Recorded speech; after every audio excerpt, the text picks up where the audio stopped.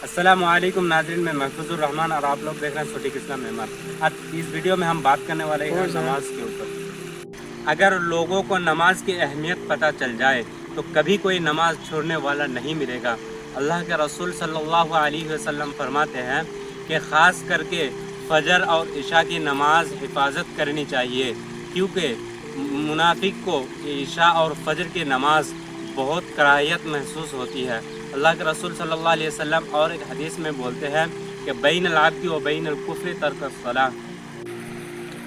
अल्लाह रब्बुल इज़्ज़त कुरान में फरमाते हैं हाफ़िज़ू अलस्सलावाति वस्सलातिल वुस्ता व क़ूमू लिल्लाहि क़ानितीन, कि तुम लोग नमाज की हिफाजत करो, ख़ास तौर से दरमियानी नमाज की, जो है ज़ोहर, असर और मगरिब, क्योंकि इस नमाज के लिए बहुत सारी फजीलत तौर से ज़ोहर, असर और मगरिब की हिफाजत करनी चाहिए।